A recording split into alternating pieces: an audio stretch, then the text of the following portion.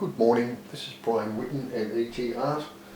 This is part 2 of Earth's rotation, a step to the left.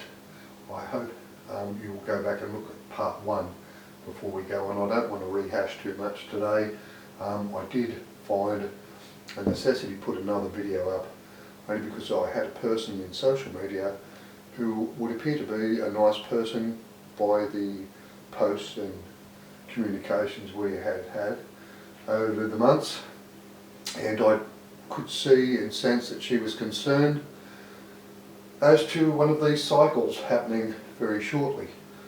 So I wanted to put a video up to make the people aware of why I think there is no rotation immediate or comets or anything of that nature that's going to come and destroy the civilization on the planet at this point in time. Okay, and I will go through why that is the case. Excuse my attire. As you can see, I don't know if you can see that down there, but I'm well and truly before the 5 AM train comes through tonight. I did see things that went up on YouTube yesterday. That is also another reason why it wasn't just concern, but confirmation of some other things. So I'm going to move directly on from where we left off. We went through this process of showing you what and how 4 unnatural cycles are put on the planet. They are indicated in red as being that one. Oh, mind you, I just realised I've got a black line there. That's what happens when you do things at 3 AM in the morning.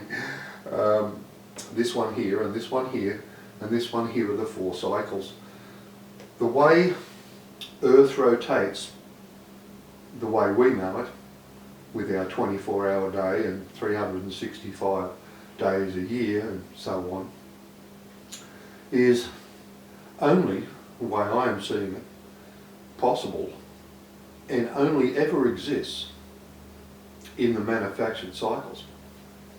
The times of rotation around the sun, indicated in red, are the only time that happens, because the only ever time that you come back to the horizontal plane of the sun, which we've discussed is very, very narrow, is in these periods here. The 12 and 24,000 year periods here are depicting when we're on plane with the sun, with them here. All the time they are here. Okay, they're teaching, and they're during these periods of time. They're not here. They're not here. They show themselves as going back. They show themselves as being present in these periods of time.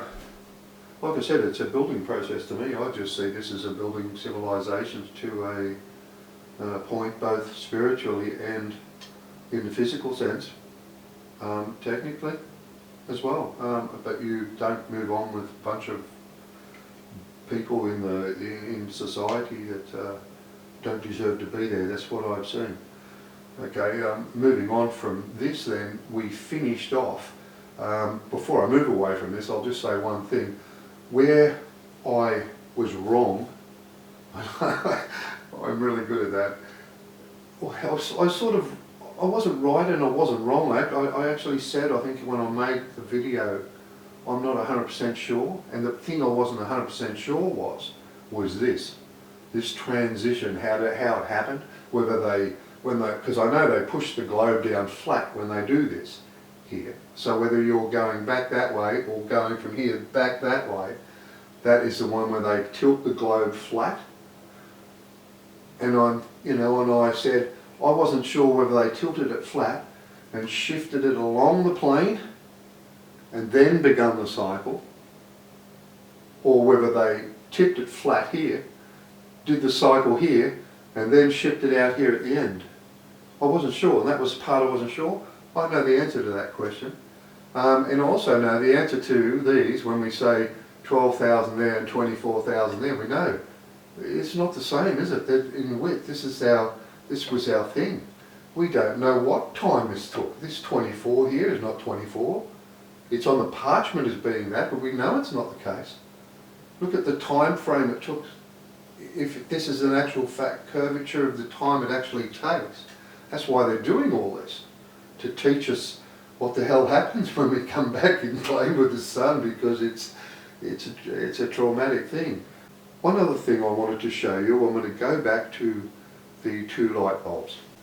I've said to you that that was representative of the 2 cycles, and that this glyph actually being written flat was in actual fact doing exactly that. It is the cycles that lay it flat.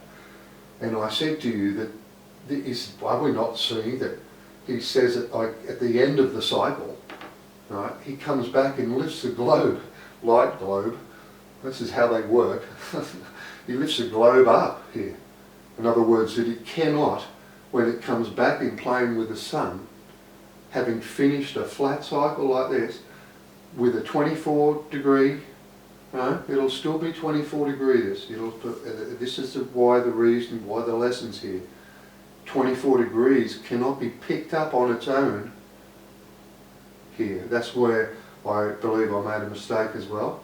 So where it comes back in plane with the sun after these cycles and comes back out to the other, or let's say when it reaches the peak of the cycle, which is when it finally reaches out there. I'll explain that to you in a minute. But in reality, the thing I wanted to discuss here was it still has a 24 degree tilt on the axis. The 4 marks there, I'll zoom in so you can see that underneath that. This one here, there's actually 4 there. See how there's 4 on this one? And what that's indicating is in my opinion, is that the period of precession during that time gets at least halfway through, because then you see the precession of the planet, which is when you see the wobble, not just the tilt of the axis, but the wobble of the planet here, at least gets halfway through to get to the extremities of both, right? So what it's saying, that at a point in time that it gets there, even with a 24 degree tilt on the axis, that this cycle here, this one here, does not finish on its own. They actually have to come back here and actually physically lift it up. And that is where I believe we're getting told about Tunguska, that the comet, 16 kilometre wide comet, as we've seen in Western Australia, is used to lift it up. Right? And that could be because it's further away from the sun. In one instance, when it's closer into the sun, that's when the Tunguska event is enough to start that process picking up again. Right? So in other words, they come back to lift it up. In one instance, further away, it doesn't have as much gravitational force on the horizontal plane, therefore it takes a little bit more to lift it up. So therefore an impact such as we have seen over a 16 kilometre wide comet can do that job. In close is where it gets the Tunguska type event, where there is actually no physical requirement to hit the globe to initiate the process, because you're closer. The magnetic force of the sun, once it initiates, begins to straighten up. Now, one other matter. Before I moved on, I just wanted to come back here because, like I said, I've got friends that, obviously they're concerned with what was transpired in these videos. So I'm going to say why the situation is that there's not going to be 2 whopping great big comets down and kill everybody. That's not what I believe is going to happen. Albeit I'm saying we are at the end of a cycle, we're in actual fact at the beginning of the cycle, how it would have started at the very beginning with intelligent life, if there was in actual fact intelligent life at the time.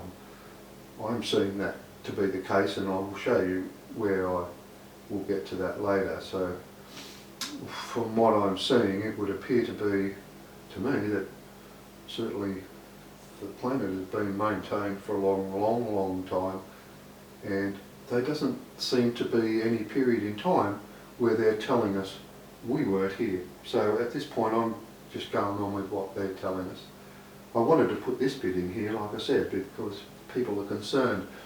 Listen, this rock, and I will insert the image again, I've done it before, just this part here in South America.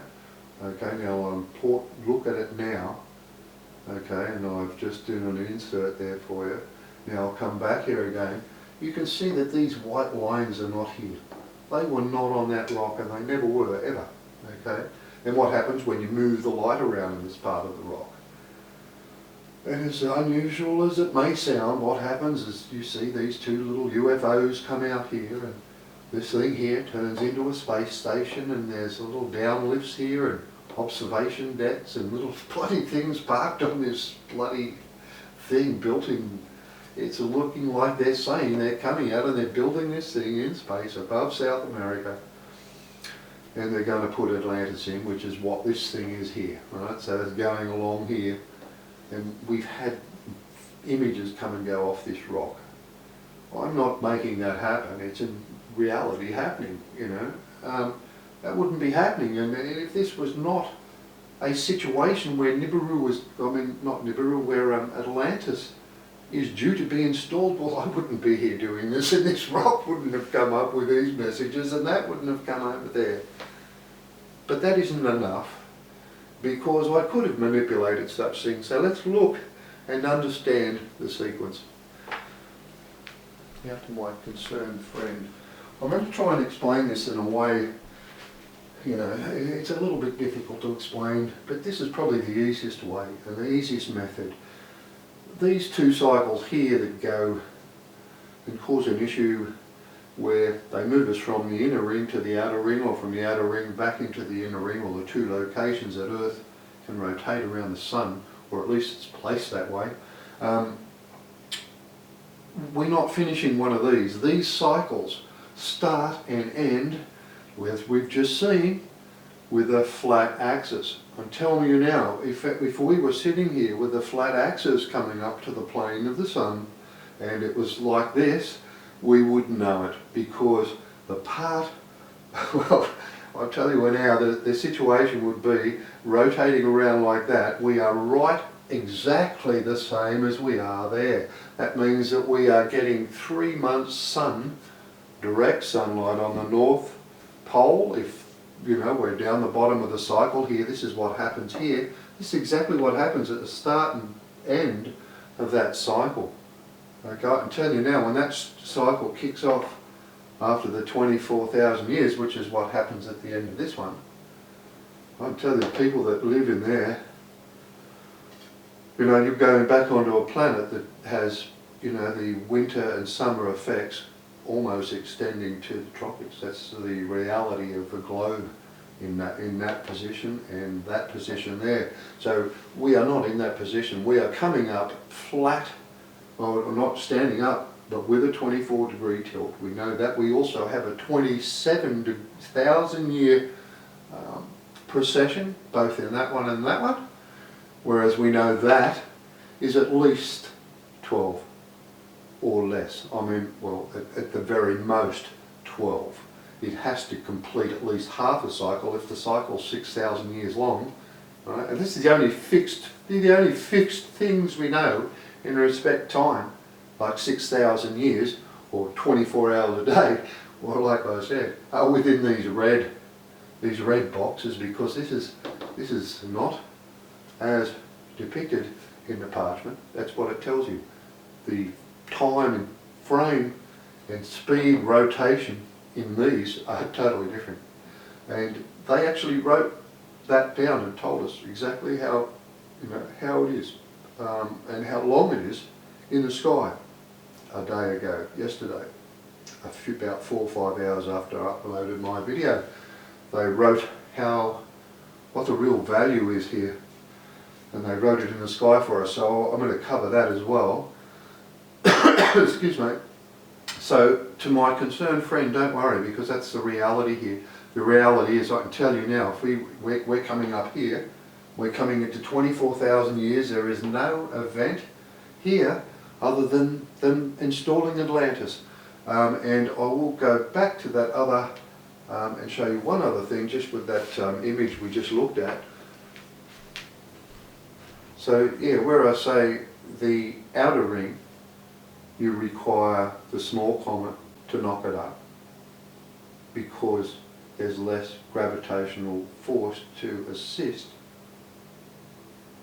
That we may be in a situation where that it doesn't happen there? That it only ever happens on the two cycles, even though there's still these two cycles still happen on the outer ring. It might be that there only ever do we have Atlantis installed when we're on the inner ring of rotation. That's what I'm seeing there as well. And they only come here to lift the planet up, both at the inside when it comes back in, and because it's closer it only needs a Tunguska event, because the gravitational pull of the sun is enough with the event to start it off. Whereas this one out further out just needs a comet of 16 kilometres width, or there placed where it needs to be to initiate the lifting and straightening of the globe. Actually, one thing I wanted to look at just before I went away was the temple, and I started to ponder something else. That was, I brought us back to the temple here because I've actually looked at this quite a few times and made mistakes yet again. Or do you make a mistake, or I miss the message? A message there's something else there that I haven't seen. If we look down upon this from above, which we do, it's carved into the ground, you can't do anything else but look at it from above, which is probably why it's carved into the ground. We then look at and understand why it's there, and this is when I realised we're kicking off the cycles in band with one, but there are two. There are in actual fact two vertical bands of magnetism of the sun. It has two bands of magnetism that go out like this, and they rotate around with the sun. Or are they fixed? This is why they go through the cycles, to tell us exactly this. When then we look at these ones here, the ones coming off that I've said these are the cycles, 6,000, 6,000, they're not 6,000, they're all 6,000, because they kick every cycle off of the 6,000 in line with either one of these. Before I move away from the temple, we have two wide bands then of vertical magnetism of the sun, and we're kicking off the cycles here. Well, then I ask myself, well, why have I got a cycle that's longer? Because I know they're not. They're 6,000 years. It's over and over. It's 666. The cycle then, why is it longer? Big difference, isn't there? And like I said, I worked out why and how there was no shifting. I thought they shifted the planet out at one point or another, but they don't.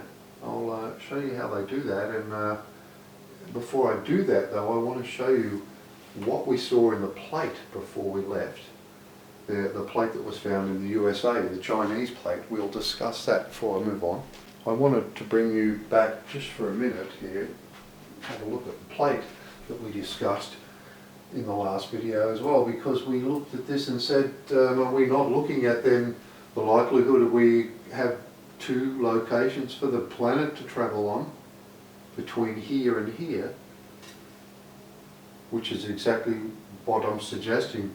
The message is it's moved in two of the cycles between an inner and an outer place of travel around the sun, which is what this plate is telling us. It also tells us, like I said on the rear, that it's tidal waves everywhere. The symbol here, we are talking about changing the rotation, the directional rotation of what it is, from one way to the other.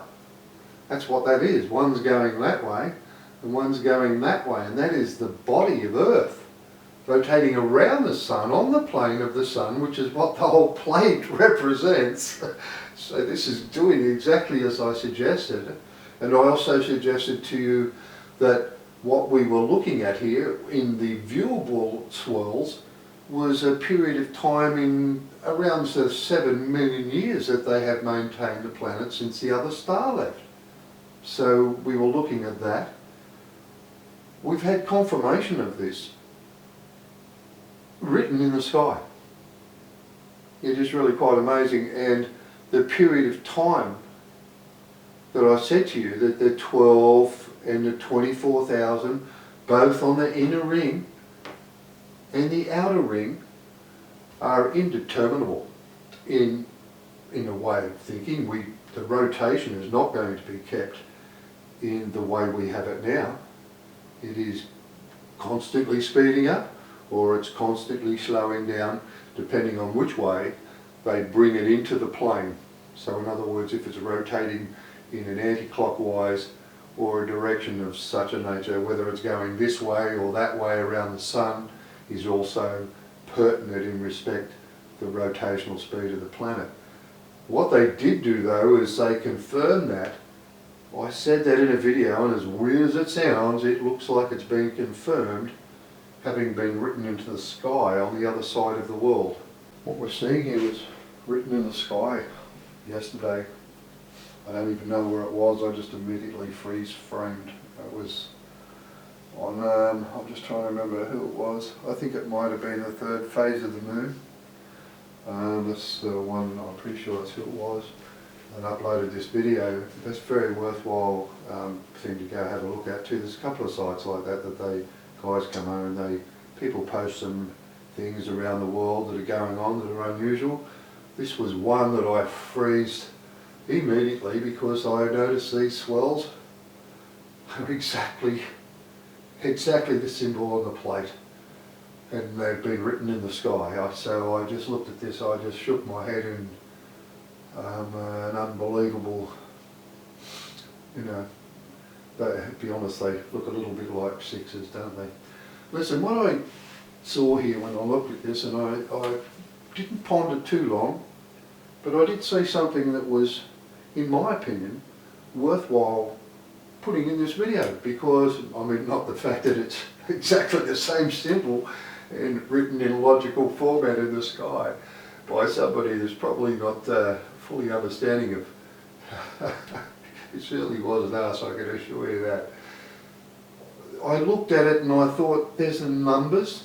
There's only one lot that in all of those that I can see that has 5. There's that one there. That was the one. First thing that, and it sort of sits out here on its own. So that was the first thing I saw. And I thought, well, and this is where I believe we're actually getting told the time, the real time of our 12 and 24,000 year periods, okay? Because if we count them up, the outer one is the same as the inner one in what we actually see. We are looking at a period of 6 in the middle, which is our unusual or unnatural cycle, and we are looking at 12 and 24 both ways. I'm only worried about those, don't worry about the ones on the end at the moment, I'm only just talking about the ones in the middle. All right? So that's the situation. The period of time in the middle, or the inner ring, cannot be the period of time in the outer ring. I believe they actually structured it to tell us both right here, exactly here. This way, we're saying 148,000 isn't 48,000, it's actually 53,443. That's what one of them is going to be. That's why this is going to be here. And the inner ring is going to be the other one, 34,435 instead of 48. That's exactly what that's going to be.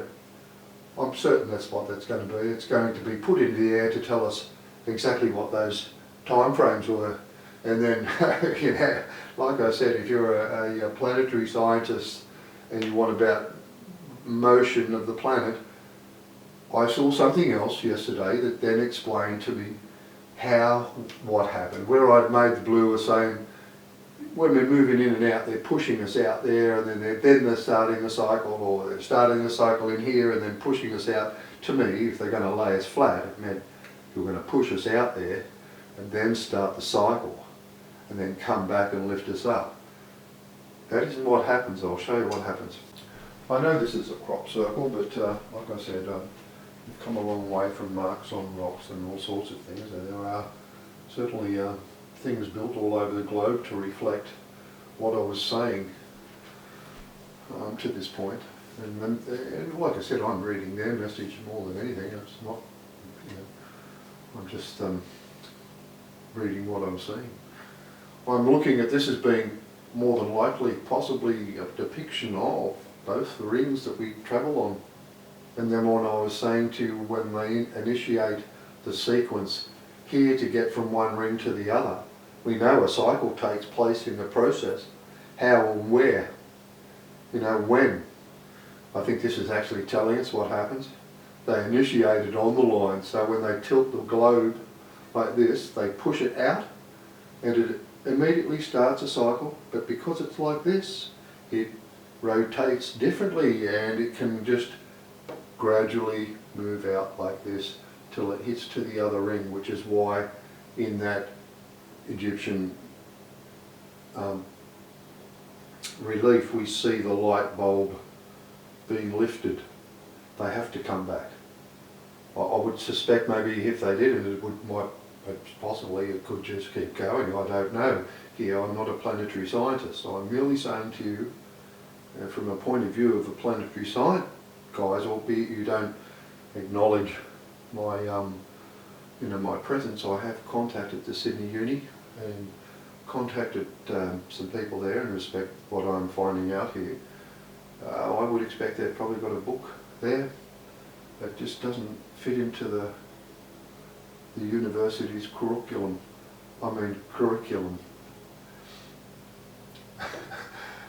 But that's what I'm seeing there.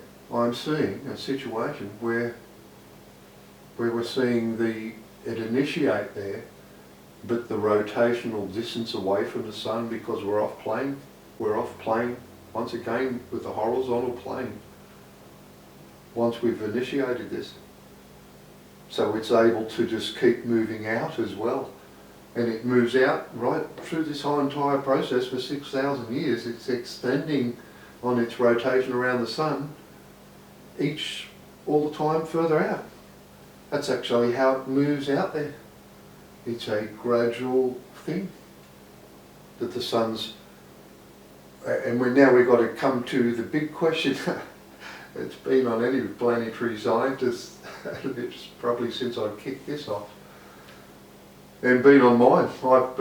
I've had a question all along in my own head, all along. I'm knowing what this is doing. In reality, what's happening once the Earth is kicked off any of these cycles, any cycle, any of the ones that are unnatural, the Earth itself moves through the plane of the sun twice every year. That's what actually happens. And you think, well, how the bloody hell does it do that if in actual fact when we're coming up now, that it's going to be grasped and ripped and straightened up? How does that happen now and not twice every year? This is the questions on everybody's lips. I'll have a think about it and I'll come back to you. How best to explain it. So having come back now and have had a thought processes of why, we ask or get a question or resolve, I guess, by asking more questions as to why so many different cycles.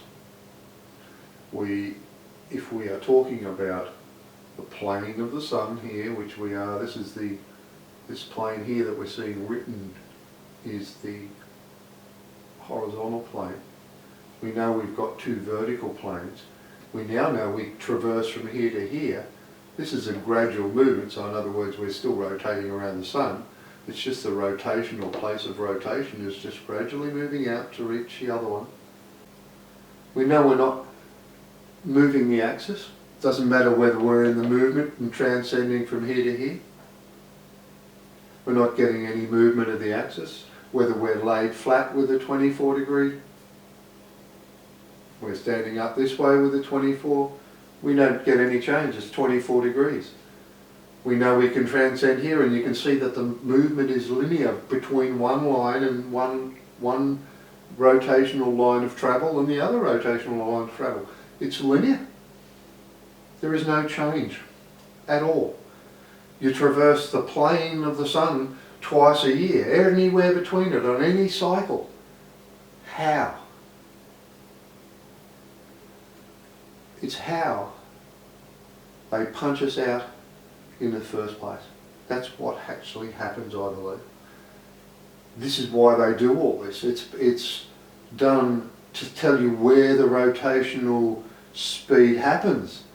The rotational speed happens because of the magnetic horizontal planes of the sun. It must, you rotate against the horizontal plane, it slows the planet up, and if you rotate the right way, it keeps going. Now, the one other thing I wanted to make note here, that the planet, like I said, does change direction this way and this way, indicates to me that then the sun itself has a rotation. It has to have a rotation. If it didn't have one, and this was just like this, and we rotated through this, we would slow and speed and slow, I would imagine. I'm seeing this moving as well. If this is a depiction of the magnetic, field.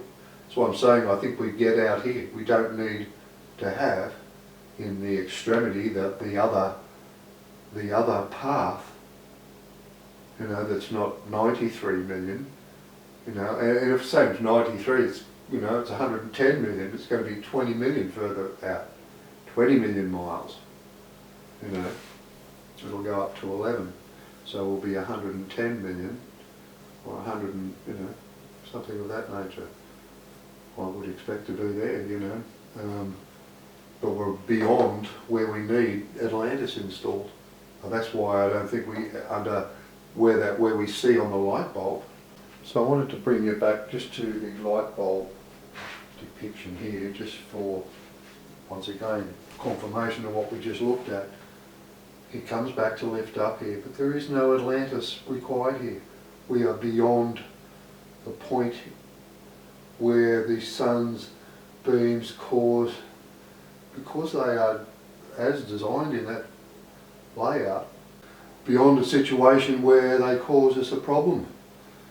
One other thing I'll point out here, that if in actual fact, as I said, this one on the left hand here is depicting the one where we're lying flat, it has to be lifted up, but I would also suggest, walking in front of the camera, that it would be more than likely that these is an angle reflective of the difference between one and the other, possibly.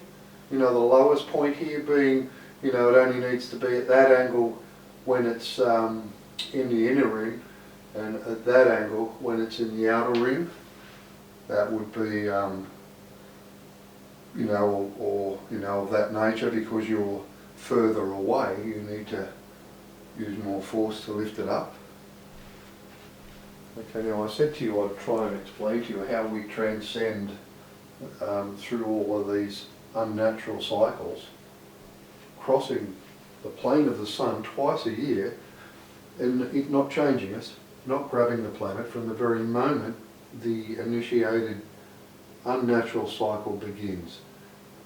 We place, as I discussed in the last video, this tension, albeit I said this is greatly exaggerated, just purely to show you that when the first comet hits, it cannot move beyond 100 kilometres in the direction it was hit. It's grabbed and hit, and it can't move down, and therefore then starts to twist. And it's this twist that then starts to bend the axis, or twist the axis, once it hooks on to the planet, right? So it starts to move around, and it waits. I brought us back to the cross-section of the pyramid to understand, or to ask ourselves a question first. I'm going to zoom in a little bit here just to understand that what we're seeing, that the total event we previously calculated to be 48 minutes. This was 15 minutes, and this was 4 or 5. And we also know that the impact that tilted the globe was stopped by the Central American impact. But it was the very same meteor. But in actual fact, the last one there was the first one there. And the delay here, why the delay? And they know the delay is deliberate because they wait and use this one here to do this one here. It's very deliberate. That is exactly what they say they do.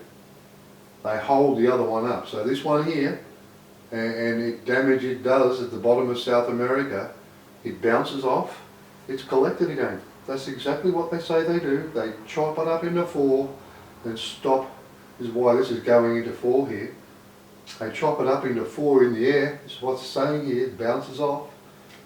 That's what they say on the rocks. That's what we've discussed before. I don't want to go back over that, but what I want to talk about is the delay.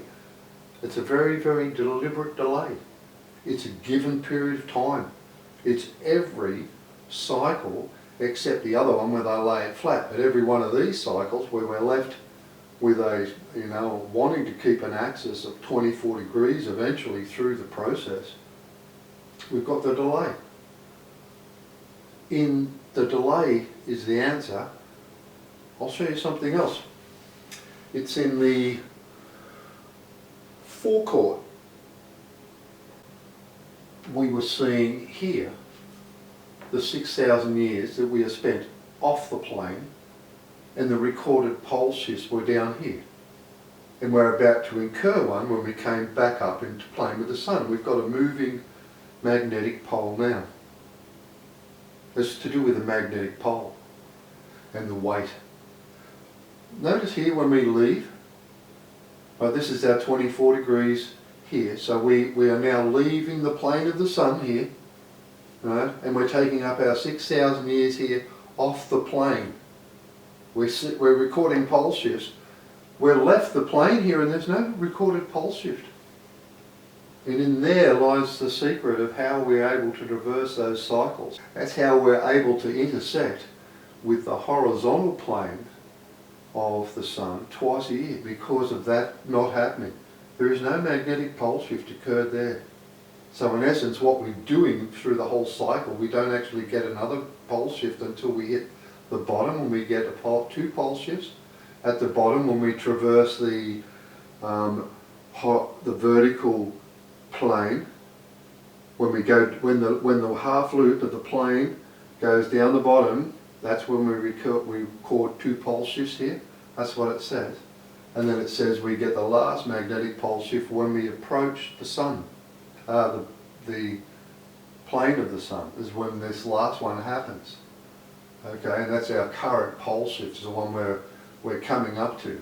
And this is where we are indicating here the straightening of the axis. Here, once we get to this point, once the 6,000 years is here, and we are seeing how quickly it moves, and that's what that's about. Now if I come back to our hand-drawn diagram here, just to show you the tension build-up and understand what we may be being shown here, and seeing and understanding we have a delay. Right, so what I believe we're seeing is a very, very deliberate wait here to try and wait for because we've pushed this beyond. Remember that it's only 100 kilometres.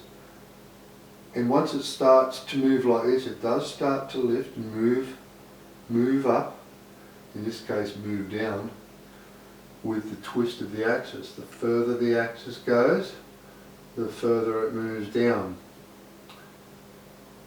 When it's waiting for the magnetic pole, Earth's magnetic pole, to move to a given point, and then it lands the other comet, and what it does, or the other asteroid, it then pops it out, and it has to stop it. This is where it gets the speed. It actually leaves the plane with the wrong polarity, and that's why it actually has to stop the momentum, and the momentum's so fast.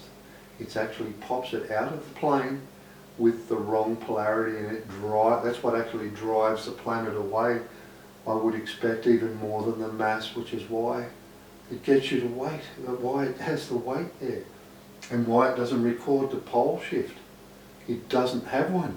It pops it out without it having it, and that is why, because from that moment onwards, every cross of the magnetic plane of the sun is met with the speed and velocity of the planet's travel too fast for the actual magnetic plane of the Earth to change. So it just goes click click because it's only, like I said, the centre of the Earth here that's being grabbed is such a small portion of the planet. If it can only move 100 kilometres up and only 100 kilometres down, well, the portion of the planet that's actually gripped is such a small part in the middle, And I ponder the way we are taught, continental drift, we're getting continental push and continental shove here, and I wonder as to whether a lot of the volcanic activity we have, we get taught a lot of things. I see a lot of mass of land being built up and pushed up.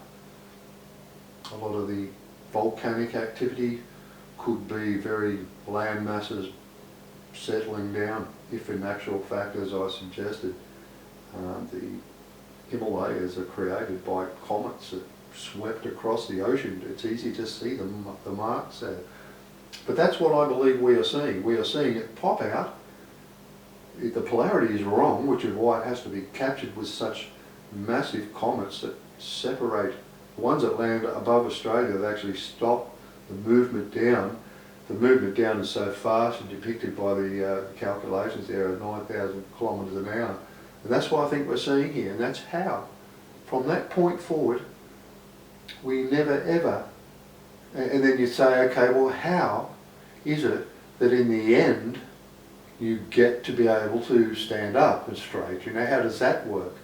What you're seeing then when you get over the other side is you're then approaching it very, very slowly, coming up like this. Like you're approaching the band of and vertically, like this way, not at an angle in any way, you know what I mean? And I also suggest, like I said, if there's a precessional period on the planet, it's timed. It'll be timed so that when it hits, it'll be in line that way as well, and it'll just be like that as opposed to, slightly off. There will be a way, it'll be designed to do it exactly at the right time. But like I said, once it's left, it's just never, ever got enough time with the movement on a two times a year. It's not at the right angle. It's all designed the way they do it to do it that way. But I would suggest, like I said, there is no recorded pole shift from the very moment it leaves, and it is flipped vice versa. When it goes underneath, it flips so that it just keeps coming up like this at the other end, and then takes up its traverse. When it reaches, it gets the time here to do it. Not only does it get the time to do it, but I would expect the period of precession, we are at a point in the precession where when we hit the point in here, we are exactly in the place we need to be, which is probably at an angle like that, straight on to the sun, as opposed to twisted or like this.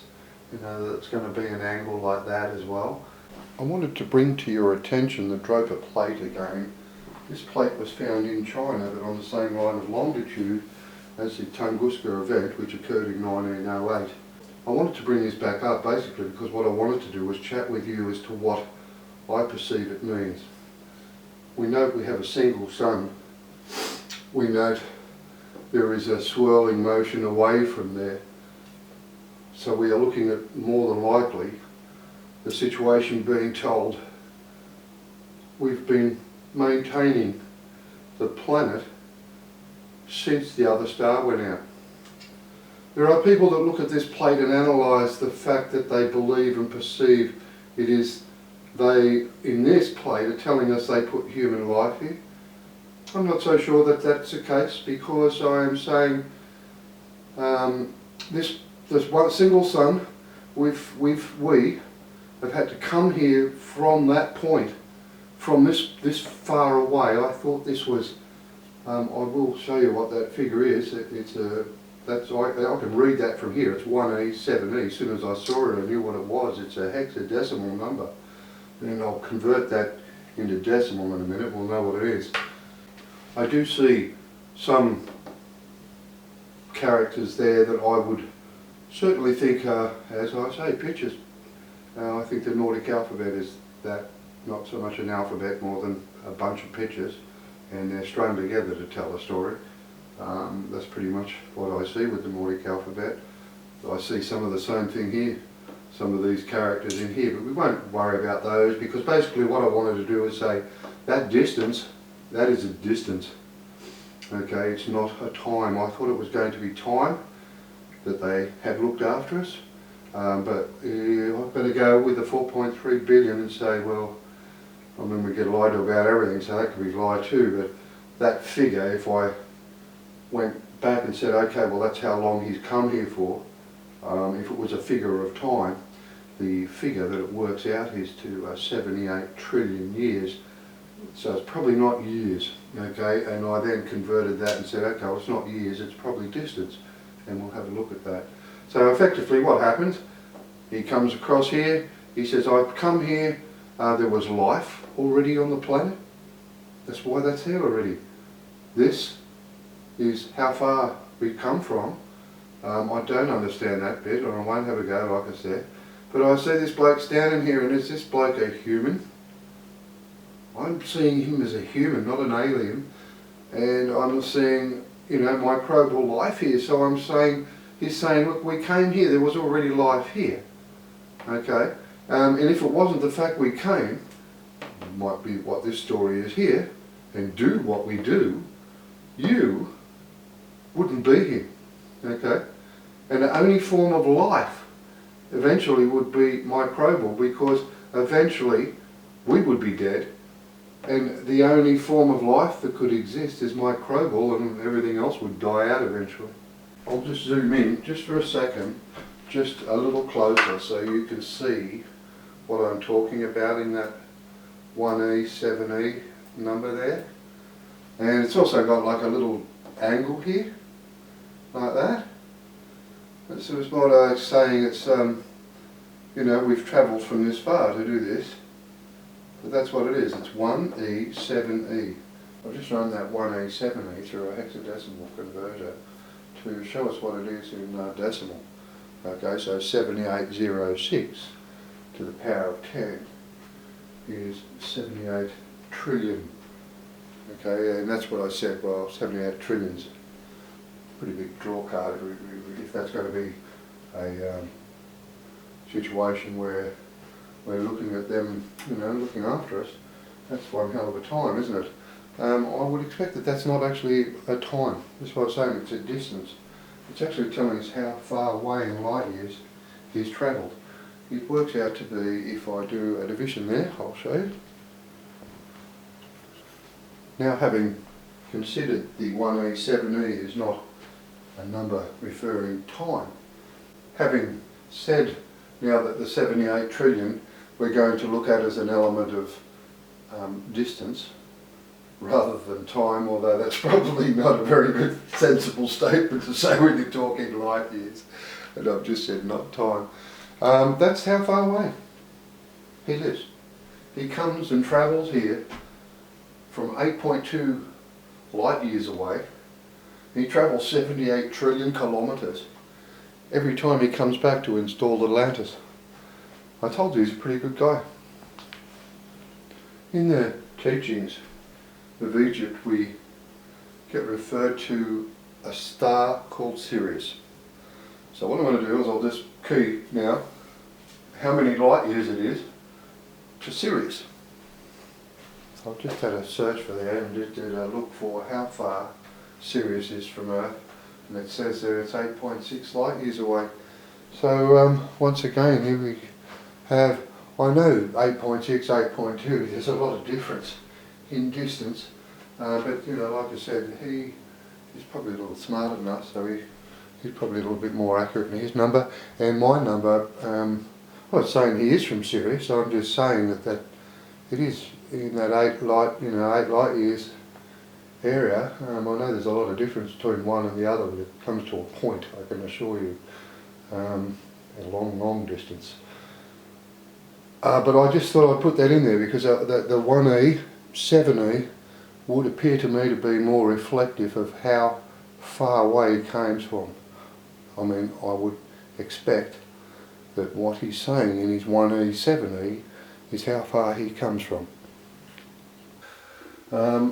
You may, like I said, even now do not see this as clear as I. I've had friends and visitors here. I haven't gone and had a look at that mark, have I? I better go and have a look. I'll put the rock under there and see if I've made that go away, because I said that I wanted to make that go away. And it was, in actual fact, when I said the cycle's going to end here, that they come up, and they're the very same line of longitude that is used for the event to tilt the globe. So I would expect they come up and say, no, it's not finished, mate. In their behaviour and their actions and all this stuff on the rock, I see nothing more than these people here having an understanding of spirituality and a belief and attachment to spirituality that is also far beyond everything, you know, and that's why I see in their message here nothing more but good news for good people. That is what it is, and we're about to take one hell of a learning lesson here very, very quickly. So I'll leave it at that, and I've enjoyed the videos. I hope you don't get too upset with my mistakes. I have made quite a few. I'll just go in quickly and have a look at that, see if it's still there. Now I've just gone in and put this rock under the microscope right this very second. A little dot is still here. Our 17 is still written here. Everything is still here. Like I said, if you had have said to me as little as 7 months ago, I think it is now, that Brian, 7 months from now you're going to be on YouTube putting up videos telling people that the earth spins around the sun the wrong way, you've got it all wrong, or that I was going to be sitting here discussing with you space stations on a rock, I would have rang up and said, listen, I'll order you a really nice coat. I love you so much. I'll order you a coat from AliExpress. It'll be a coat that has the sleeves so enclosed, because that's what I would have been telling you. It was an amazing thing. I've had a journey of adventure and discoveries of such things like this. And like I said, I haven't, even with all the pyramid things in the book, I haven't even really gone to look at rocks to the degree I would have liked to. I then ponder whether I should in reality, because who wants to buy a picture of something with like this on it when they've got UFOs flying all over the place, or got their own parked in the driveway or the flyway, we would call it that now. Look, I know things are going to change very, very much over the coming years, more ways than we can possibly imagine. It's been a journey, like I said, of adventure. It's been one of sometimes quite daunting, really realising what was happening and not knowing about Atlantis and its true purpose. I spent a couple of days there really quite down, because I thought I was going to be bringing good news, and I'm absolutely certain I am. And even for, like I said, I cannot see why we are not talking about this now. It's time. We cannot afford not to be talking about it. To be quite frank, the only people that are actually going to wear the brunt of not talking are the very people that they're coming to take away. And one other thing I will say, just quietly, if you're a university lecturer, whether you partake in this 666 rubbish or not, and you're knowledgeable of what I've portrayed with the pyramid, the requirement of everything here, and you know what I'm saying is real and true, and you are not saying it, that you're pushing the other load of rubbish that we're getting taught and allowing these 666 lads to hook up more people, I would certainly not want to be a teacher or a person in that sort of stance either, to be quite frank, because in actual fact it's your behaviour of misguidance, deliberate misguidance, for the incomes and the moolah and your stature in society. I don't know, I wouldn't like to be in your shoes either. But anyway, like I said, going to get a new set of books, and we'll change that curriculum to a curriculum. Okay, have a nice day. This is Brian Whitten and ETR. Thank you very much for being with me during this journey. I will have a break. Thank you very much. Bye.